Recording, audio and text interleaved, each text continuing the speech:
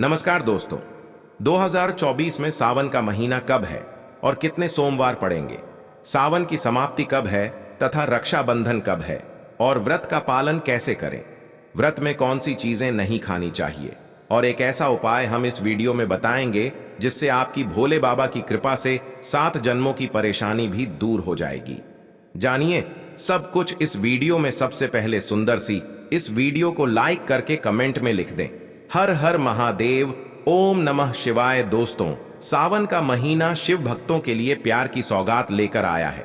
यही वह महीना है जिसे हम प्यार का महीना भी कहते हैं। पक्षियों की चहचहाहट मधुर संगीत में बदल जाती है, वर्षा ऋतु का आगमन होता है, प्रकृति जगमग हो जाती है, खूबसूरत शब्दों में आपस में बातें करती हैं। साथ ही साथ शिव भक्त बड़े जोरों शोरों के साथ सावन के महीने का बड़ी ही बेसब्री से इंतजार करते हैं। सावन में भगवान शिव जी धरती पर आकर अपने हर भक्त के घर में वास करते हैं और उनकी सच्ची भक्ति से उनके घर को धन धान्य से भर देते हैं। सावन का हर एक दिन बहुत ही शुभ माना जाता है। हर दिन पवित्र होता है, हर दिन भगवान शिव जी की पूजा की जाती है। लेकिन सोमवार के व्रत की बात ही कुछ और होती है। पवित्र और शुभ दिन होता है सोमवार का दिन। इस दिन व्रतधारी व्रत रखकर संपूर्ण फलों की प्राप्ति करते हैं और अगले दिन सावन के पवित्र महीने में फिर से सोमवार के व्रत के आने की कामना करते हैं ताकि सावन में हम व्रत का फिर से संपूर्ण पालन और फल प्राप्त कर सकें। दोस्तों, आपको बता दें, इस बार सावन का महीना 2024 में 22 जुलाई और सोमवार के दिन पड़ेगा। सावन की समाप्ति होगी 19 अगस्त के दिन और सावन के आखिरी सोमवार के दिन ही 19 अगस्त यानी सोमवार के दिन ही रक्षाबंधन का त्योहार भी मनाया जाएगा। दोस्तों, अब जानते हैं सावन के इस पवित्र महीने में कितने सोमवार पड़ेंगे और आपको कितने व्रत रखने हैं। आइए जानते हैं। सावन मास का पहला दिन 22 जुलाई दिन सोमवार है। पहले ही दिन सावन में सोमवार पड़ने से 4 चांद लग गए हैं। सावन का दूसरा सोमवार व्रत 29 जुलाई दिन सोमवार है।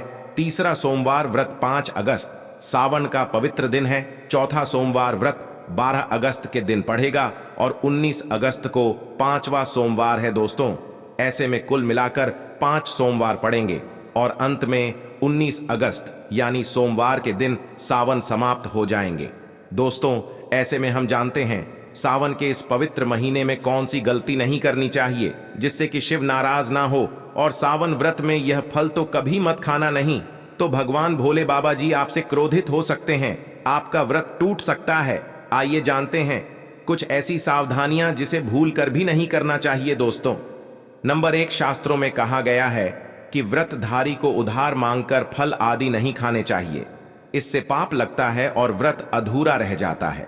सोमवार का व्रत हो या कोई भी व्रत क्यों ना हो, पड़ोसियों से मांग कर भी व्रत आदि में फल वगैरह नहीं खाने चाहिए। व्रत में उधार मांगकर खाने से व्यक्ति का व्रत झूठा हो जाता है। ईश्वर की शरण में आने पर व्यक्ति को झूठ नहीं बोलना चाहिए, कर्ज नहीं लेना चाहिए, चुगली आदि नहीं करनी चाहिए, उधार मांग कर भी नहीं खाना चाहिए। अगर आपको कोई अपनी मर्जी से खाने के लिए व्रत में कुछ देता है तो उसे आप खा सकते हैं, लेकिन व्रत में कम से कम उधार मांगकर फल आदि नहीं खाना चाहिए। इससे पाप लगता है और व्यक्ति की पवित्रता भंग हो जाती है। दोस्तों, नंबर 2, सोमवार का व्रत हो या सावन का व्रत, आपको नाशपाती नहीं खाना चाहिए। दरअसल इस फल का नाम नाश यानी नाश करने वाला होता है, इसलिए इस फल को व्रत में नहीं खाना चाहिए। व्रत आदि को छोड़कर किसी और दिन आप कभी भी खा सकते हैं, लेकिन अगर जिस दिन आपका व्रत हो उस दिन नाशपाती का सेवन नहीं करना चाहिए। भगवान को भी नाशपाती नहीं चढ़ाना चाहिए। दोस्तों, नंबर 3, कुत्तू का आटा खाने से भी आपका व्रत टूट सकता है। आपको बता दें, लंबे समय से रखा हुआ आटा आपका व्रत भंग कर सकता है। दरअसल पुराने आटे में घुन आदि कीड़े वगैरह पड़ जाते हैं जो ठीक तरह से दिखाई भी नहीं देते। ऐसा आटा खाने पर दरअसल आप मांस का सेवन करते हैं और व्रत में कीड़े खाना घोर पाप के बराबर माना गया है और आपका व्रत भी भंग हो जाता है। व्रत में ताजा आटा खाना चाहिए। लंबे समय से रखे हुए आटे में कीड़े पड़ जाते हैं, ऐसा कभी ना करें। व्रत हमेशा शुद्धता में ही रखना चाहिए। सावन का महीना बड़ा ही पवित्र महीना माना गया है, इसीलिए यह 5 चीजें भगवान शंकर जी के पास कभी ना रखें। तो चलिए जानते हैं दोस्तों। नंबर 1, जहां रखा हो शिवलिंग या महादेव की कोई भी प्रतिमा तो वहां पर भूल कर भी चप्पल जूते लेकर नहीं जाना चाहिए। जरा सोचिए, जब आपके कमरे में कोई चप्पल लेकर प्रवेश करता है तो आपको कितना क्रोध आता है। इसी कारण महादेव भी आपसे नाराज हो जाते हैं और आपको मिलने वाला फल नष्ट हो जाता है। ऐसे में मंदिर में नंगे पांव ही प्रवेश करना चाहिए, क्योंकि चमड़े की चप्पल हमेशा अशुद्ध रहती है। इससे देव शक्ति नाराज होती है। दोस्तों, नंबर 2, अक्सर महिलाओं को मासिक धर्म आ जाता है और वो बिना किसी को बताए पूजा पाठ कर लेती है, जो कि शास्त्रों में वर्जित माना गया है। इस समय महिलाओं को जानकर भी अनजान नहीं बनना चाहिए। अगर आपको मासिक पीड़ा है तो घर के बने मंदिर में या बाहर बने मंदिर में कभी प्रवेश नहीं करना चाहिए। इससे देव शक्तियां नाराज होकर आपसे क्रोधित हो सकती हैं। ऐसे समय में शिवलिंग को छूना घोर पाप के बराबर माना गया है। जरा सोचिए, ऐसी अवस्था में जब महिला को बुरा लगता है तो ईश्वर को कितना बुरा लगेगा। इसीलिए महिलाओं को ऐसी अवस्था में मंदिर यात्रा, घर में पूजा पाठ, भगवान की प्रतिमा को छूना या तुलसी में पानी भी नहीं डालना चाहिए। तुलसी का पौधा भी सूख जाता है। जब देव शक्तियां नाराज होती हैं तो लाजमी है कि घर में कंगाली और गरीबी, लड़ाई झगड़े होने लगते हैं। ऐसा कभी मत करना दोस्तों। नंबर 3, शास्त्रों में बताया गया है कि जहां होता है शिवलिंग तो वहां पर सभी शक्तियां सक्रिय रहती हैं। अगर घर में होता है शिवलिंग तो वह व्यक्ति महादेव की कृपा सदैव पा लेता है। वास्तुशास्त्र के अनुसार शिवलिंग से हर वक्त ऊर्जा का संचार होता रहता है। इसीलिए शिवलिंग पर जलधारा हमेशा होनी चाहिए, जो ऊर्जा को शांत रखता है। कुछ लोग अपने घर में शिवलिंग तो रख लेते हैं, लेकिन वह 1 हफ्ते के बाद जल चढ़ाते हैं, जो कि बिल्कुल भी अच्छा नहीं माना जाता। अगर आप जल नहीं चढ़ा सकते तो आप अपने घर में शिवलिंग स्थापित कभी ना करें, जो कि गरुड़ पुराण में बताया गया है। इससे उल्टा घर में विनाश होता है। दोस्तों, नंबर 4, शास्त्रों में बताया गया है कि तुलसी और महादेव का बैर माना गया है। इसी कारण तुलसी में शिवलिंग और गणेश की प्रतिमा को नहीं रखा जाता। कई लोग जाने अनजाने में शिवलिंग को तुलसी में रख देते हैं और घर में परेशानियां आना शुरू हो जाती हैं। इससे महाशक्तियां क्रोधित हो जाती हैं। शिवलिंग पर तुलसी भी नहीं चढ़ाना चाहिए। तुलसी में और शिवलिंग में कुछ दूरी होनी चाहिए। दोस्तों, नंबर 5, घर का मंदिर या बाहर का मंदिर, किसी भी मंदिर में ऐसे व्यक्ति को प्रवेश नहीं करना चाहिए जिसने स्त्री प्रसव अर्थात संभोग किया हो या उसने मांस खाया हो। अगर आप शारीरिक रूप से गंदे हैं तो मंदिर के आसपास भी नहीं जाना चाहिए। घर के बने मंदिर में कोई कपड़ा आदि डाल देना चाहिए। जरा आप ही सोचिए, क्या आप मांस खाकर या स्त्री के साथ शारीरिक संबंध बनाकर भगवान के पास जाएंगे? और क्या वह आपसे प्रसन्न होंगे? बिल्कुल भी नहीं। वह आपसे क्रोधित हो सकते हैं और आपसे नाराज हो जाएंगे। शास्त्रों में इसे घोर पाप माना गया है। इससे व्यक्ति नरक में जाता है। ऐसा दुष्ट स्वभाव मनुष्य की बर्बादी का कारण माना गया है। ऐसा ना करें। ईश्वर के सामने हमेशा नहा धोकर मन पवित्र लेकर ही जाना चाहिए। इससे सभी शक्तियां आपसे प्रसन्न रहती हैं। दोस्तों, सावन के महीने में महादेव को ऐसे बेलपत्र कभी मत चढ़ाना, बहुत ही अशुभ माना जाता है। दोस्तों, पौराणिक मान्यताओं के अनुसार बेलपत्र चढ़ने से शिव जी का मस्तक शीतल रहता है। बेलपत्र से भगवान शिव जी की पूजा करने से दरिद्रता दूर होती है और व्यक्ति सौभाग्यशाली बनता है। इससे हनुमान जी भी प्रसन्न होते हैं, क्योंकि वे शिव के ही अवतार हैं और इस बात को शायद ही कोई जानता हो। दोस्तों, पहले आप यह जानें कि बेलपत्र का उपयोग और इसके लाभ कैसे मिलते हैं। दोस्तों, नंबर 1, तीनों लोकों में जितने तीर्थ स्थल प्रसिद्ध हैं वे सभी तीर्थ स्थल बेलपत्र के मूल भाग में स्थित माने जाते हैं। इस बात को शायद ही कोई जानता हो। दोस्तों, नंबर 2, यदि बेल का वृक्ष घर के बीचों बीच या पूर्व दिशा में लगा हो तो घर में धन धान्य की कोई भी कमी नहीं रहती और परिजन खुशहाल रहते हैं। दोस्तों, नंबर 3, जो व्यक्ति बेल के वृक्ष के मूल भाग की गंध, पुष्प आदि से पूजा अर्चना करता है उसे मृत्यु के पश्चात शिवलोक की प्राप्ति होती है। दोस्तों, अब जानते हैं बेलपत्र से जुड़ी कुछ खास बातें। चतुर्थी, अष्टमी, नवमी, चतुर्दशी और अमावस्या तिथियों को, संक्रांति के समय और सोमवार को बेलपत्र नहीं तोड़ना चाहिए। पूजा से एक दिन पूर्व ही बेलपत्र तोड़कर रख लें। दोस्तों, आपको बता दें, बेलपत्र कभी अशुद्ध नहीं होते। यदि आपको पूजा के लिए नया बेलपत्र नहीं मिल रहे हैं तो आप किसी दूसरे के चढ़ाए हुए बेलपत्र को स्वच्छ जल से धोकर भगवान शिव जी को अर्पित कर सकते हैं। दोस्तों, बेलपत्र में 3 पत्तियां होनी चाहिए। कटी फटी पत्तियों का बेलपत्र भगवान शिव जी को अर्पित गलती से भी मत करना। कटी फटी पत्तियों को अर्पित करने से शिव का अपमान माना जाता है और बेलपत्र का भी, इसलिए बेलपत्र की पत्तियां एकदम साफ होनी चाहिए। दोस्तों, सावन के इस पवित्र महीने में अगर जिसको भी वह 5 संकेत मिल जाए तो इससे यह पता चलता है कि महादेव आपकी भक्ति से बहुत प्रसन्न है और आपको धनी होने से कोई भी नहीं रोक सकता। तो चलिए जानते हैं दोस्तों। नंबर 1, बैल का दरवाजे पर आना। नंदी महाराज भगवान भोलेनाथ जी के वाहन हैं। नंदी को भगवान शिव जी का द्वारपाल भी कहा गया है। नंदी महाराज को बुद्धि और ज्ञान का प्रतीक माना गया है। शिव के मंदिर के बाहर हमेशा नंदी महाराज विराजित रहते हैं। लेकिन अगर सावन के इस पवित्र महीने में अचानक से नंदी महाराज आपके दरवाजे पर आ जाए और घर की चौखट को सींग मारने लगे, तब आपको समझ लेना चाहिए कि भगवान शिव जी आपके घर में आने वाले हैं, जो कि यह एक उनके आने का संकेत है। भगवान शिव जी आपकी भक्ति से बहुत प्रसन्न है और आपके घर में खुशियां आने वाली हैं। आपको धनी होने से कोई नहीं रोक सकता। लेकिन याद रहे, नंदी महाराज को तिलक लगाकर मीठा भोग जरूर खिलाएं। दोस्तों, नंबर 2, सावन के पवित्र महीने में अचानक से आपके सपनों में अगर शिवलिंग दिखाई दे जाए, अर्थात भगवान शिव जी दिखाई दे जाए, तो इसे आपको यह समझना चाहिए कि अब आपके जीवन से परेशानियों का अंत जल्दी हो जाएगा। भगवान शिव जी आपकी सच्ची आराधना भक्ति से बहुत खुश है और वह आपके घर में आने वाले हैं। ऐसे में याद रहे, शिव जी की भक्ति में कोई भी कमी नहीं आनी चाहिए। घर को गंदा मत रखना, क्योंकि आपके घर में भगवान शिव जी आने वाले हैं। दोस्तों, नंबर 3, शास्त्रों के अनुसार माना गया है कि नीलकंठ भगवान शिव जी का प्रतीक है। अगर आपके घर में सावन के महीने में नीलकंठ छत पर आकर बैठ जाए तो उसे भूलकर भी मत भगाना, क्योंकि यह भगवान शिव जी का प्रतीक माना गया। ऐसे में आपको खुश होना चाहिए, क्योंकि भगवान शिव जी आपकी भक्ति से बहुत खुश है। शास्त्रों में बताया गया है कि नीलकंठ अगर मनुष्य के घर पर आकर बैठ जाए तो साक्षात घर में महाशिव के आने के संकेत माने गए हैं। अब आपके बुरे दिन जाने वाले हैं।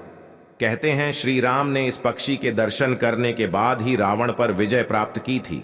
दोस्तों, नंबर 4, सावन के पवित्र महीने में अचानक से घर में काला सांप निकल आए तो बहुत ही शुभ माना गया है।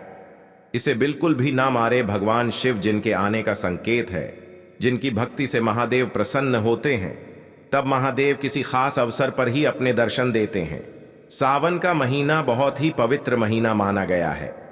यही वह महीना है जिसमें भगवान शिव जी धरती पर आते हैं और उसी घर में अपना वास बना लेते हैं जो सच्चा भक्त होता हो।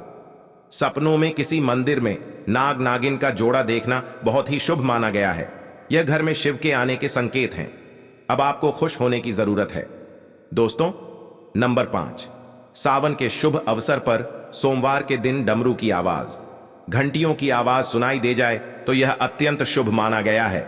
इसका अर्थ यह है कि भगवान भोलेनाथ जी आपसे प्रसन्न हैं और जल्दी आपके घर और जीवन में प्रवेश करने वाले हैं, जिससे आपका आर्थिक संकट दूर हो जाएंगे। जीवन में सुख समृद्धि आने वाली है। महादेव जी आपसे बहुत खुश है। दोस्तों, आप जानते हैं सावन के पवित्र समय में मंदिर में घंटी क्यों बजाई जाती है? घंटा क्यों बजाया जाता है? ताली क्यों बजाई जाती है? कारण क्या है? शंकर के मंदिर में घंटी क्यों बजाई जाती है? शंकर के मंदिर में घंटी को क्यों बजाया जाता है? ताली को बजाना शिव मंदिर में किस लिए करा जाता है? तो यह पुराण है कि मंदिर के अंदर या घर के अंदर आप गरुड़ घंटी जब बजाते हो, घंटी का नाद जब करते हो, तो शिव महापुराण की कथा और लिंग पुराण की कथा, विष्णु पुराण की कथा कहती है, मात्र घंटी का नाद कर देने से जितने भूमि पर तीर्थ है, जितने साधक साधना कर रहे होते हैं, जितने तप कर रहे होते हैं, जितनी पवित्र नारी स्त्री का पालन कर रही होती है, जितने दान हो रहे होते हैं, कुछ समय पर जिस समय तुमने घंटी बजाई है, उस पल वह सारे पुण्य घंटी का नाद करते ही तुम्हारे खाते में आ जाते हैं। शंकर जी के मंदिर में जाकर ताली का नाद किया जाता है। ताली शिव मंदिर में क्यों बजाई जाती है? मंदिर में जितने भी भक्त बैठे होंगे, जो भजन कर रहे होंगे, जो साधना कर रहे हैं, अभिषेक कर रहा है, पूजन कर रहा है, 3 बार ताली बजाने से उनका सारा का सारा पुण्य हमारे खाते में आ जाता है, खींचा चला आता है, हमारा भाग्य प्रबल हो जाता है, 1 सेकंड में हमारे खाते में आ जाता है और हमें लगता है हम शंकर को रिझा रहे हैं। शंकर को रिझाएं, भोलेनाथ जी आशीर्वाद जरूर देते हैं। घर में गरुड़ घंटी का नाद करना दोस्तों। इसलिए बच्चों को खेलने के लिए घंटी नहीं दी जाती। गरुड़ घंटी कोई खेलने को नहीं देता, दूसरा सामान दे देंगे, पर गरुड़ घंटी नहीं देंगे। क्यों नहीं देते? क्योंकि गरुड़ घंटी का जब नाद किया जाता है तो सबका पुण्य हमारे खाते में जाता है। कोई साधारण सी चीज नहीं है। घंटी बजाना पूजन के समय, स्मरण के समय पर भजन करना चाहिए, इसलिए घंटी हर कभी नहीं बजाई जाती। और आपसे भी निवेदन है, मंदिर में भी जाओ तो घंटी का नाद करो तो बड़े प्रेम से करो, ऐसे नहीं बजाए। जाओ, कई मंदिरों में मंदिर का पट बंद हो जाता है तो भी लोग घंटी बजा देते हैं। दोष लगता है भगवान। अगर मंदिर में सो रहे हैं तो उस समय घंटी बजाना घोर पाप माना जाता है। जिस जगह पर ब्राह्मण विद्वान है, साधक हैं, संत हैं, साधु हैं, मंदिर अगर बंद होता है तो उसके साथ में घंटी के नीचे के भाग को रस्सी से बांध दिया जाता है, जिससे बजे ना कहते हैं। अगर भगवान अगर विश्राम कर रहे हैं, सो रहे हैं, निंद्रावस्था में है या पट बंद है, समय पट बंद का समय है और घंटी का अगर नाद हो जाए तो कहते हैं 11 ब्राह्मण के भूखे रहने का दोष लग जाता है। जीवों को मात्र घंटी बजा देने पर अगर भगवान विश्राम में है, दरवाजा बंद और लिखा हुआ है मंदिर खुलने का समय 11 बजे से 3 बजे तक, मंदिर बंद होने का समय, और तुमने यदि समय देख लिया फिर भी तुम उस समय कह रहे हो मैं दूर से आया हूं, घंटी तो बजाऊंगा, तो ऐसा करने से कई लोगों के भूखे रहने का दोष आपको लग जाता है। घंटी बजाने का सबसे शुभ समय माना जाता है सुबह 4 बजे से लेकर सुबह 11 बजे तक अत्यंत दुर्लभ और मंगलकारी माना जाता है। इस समय घंटी बजाना और रात के समय शाम 6 बजे से लेकर रात 11 बजे से पहले तक पूजा पाठ तथा घंटी बजा लेनी चाहिए, क्योंकि 12 बजे से पहले तथा 12 बजे के बाद मंदिर के पट बंद कर दिए जाते हैं। इस समय देवी देवता विश्राम करते हैं, निद्रा में चले जाते हैं। इस समय उन्हें जगाना मतलब घोर पाप का भागीदार बनने के बराबर है। आप अपने पुण्य नष्ट कर सकते हैं। दोस्तों, एक आखिरी ऐसा उपाय है जिसको अगर आपने सावन के पवित्र महीने में कर लिया तो दुनिया की कोई भी ताकत, कोई भी शक्ति आपको करोड़पति होने से रोक नहीं पाएगी। बस कर लेना। यह उपाय सावन बार बार नहीं आता है, यह उपाय जरूर करना। इस समय भगवान शिव जी सक्रिय अवस्था में होते हैं, जो मांगो वह मांग अवश्य पूरी होती है। दोस्तों, आज हम आपको बताएंगे मात्र कुछ ही समय में आपके जीवन से कर्ज हमेशा के लिए उतर जाएगा। अगर ना उतरे तो आप हमारे channel the Vastushastra voice YouTube channel को अनसब्सक्राइब कर देना। हम आपको कागज, पेन, कॉपी आदि पर लिख कर दे सकते हैं कि मात्र कुछ ही समय में इस उपाय से आपका कर्ज तुरंत उतर जाएगा। घर से तमाम तरह की परेशानियां, गृह क्लेश, पति पत्नी की परेशानी, नजर दोष, राहु दोष, मंगल दोष, पितृदोष, गरीबों का दोष, भयंकर काल सर्प दोष, शनिदेव देव का दोष, वर्षों पुरानी यदि किसी की बद्दुआ, काला जादू अगर जीवन में किसी ने कर रखा है तो वह मात्र इस उपाय से पल भर में ही दूर हो जाएगा। दोस्तों, न कम न ज्यादा, पूरे 5 काम आपको करने हैं। दोस्तों, अक्सर हम शौक के लिए क्या कुछ नहीं करते, यहां तक कि अपना घर तक गिरवी रख देते हैं। नौबत यह भी आ जाती है कि कुछ लोग तो कर्ज के कारण अपना घर तक छोड़ देते हैं, और वैसे देखा जाए तो कर्ज से बढ़कर कष्टप्रद कोई स्थिति नहीं होती। कर्ज एक श्राप की तरह होता है, जो अगर एक बार लग जाए तो बिना उपाय किए उतरता ही नहीं है। अगर आप भी कर्ज के बोझ से परेशान हैं तो इस उपाय का प्रयोग अवश्य करें। 2 से 8 दिन के अंदर लाभ मिलने लगता है।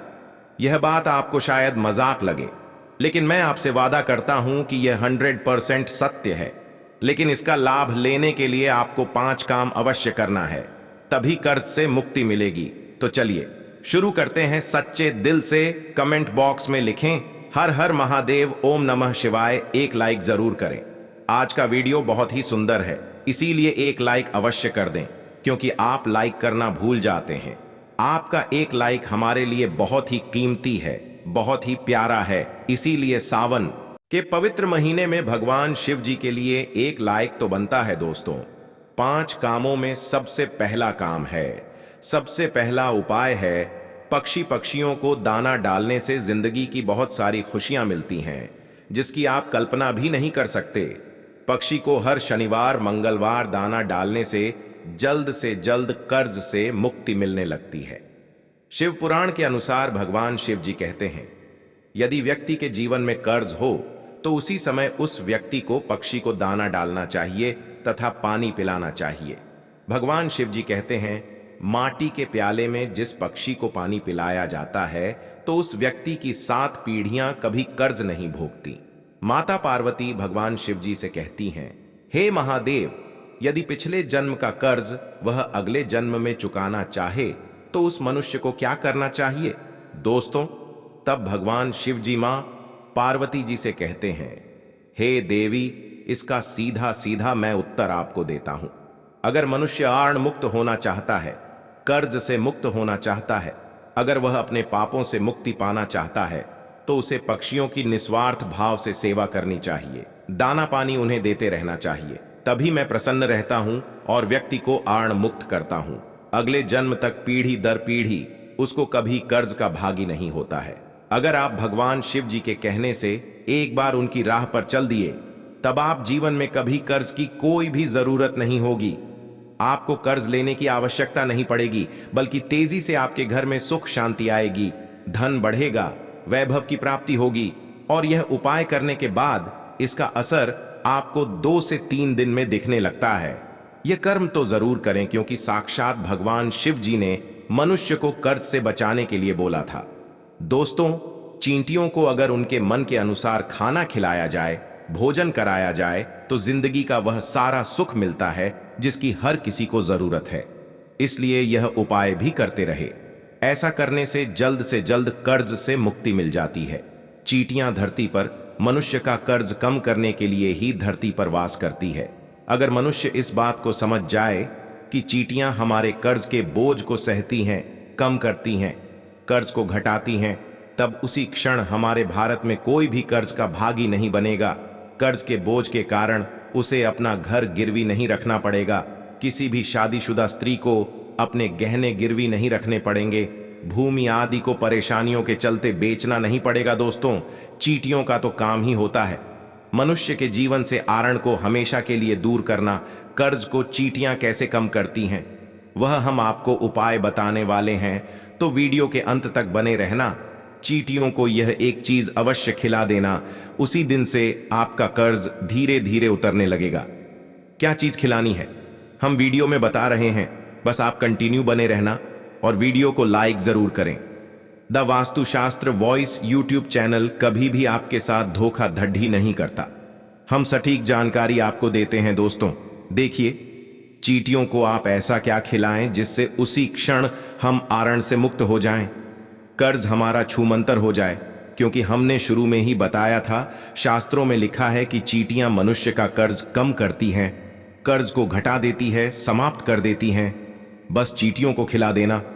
यह एक चीज शास्त्रों के अनुसार माना जाता है कि जब यमराज के दूत मृतक के शरीर से उसकी आत्मा यमराज जी के पास लेकर जब पहुंचते हैं, तब उसे कुछ याद नहीं रहता।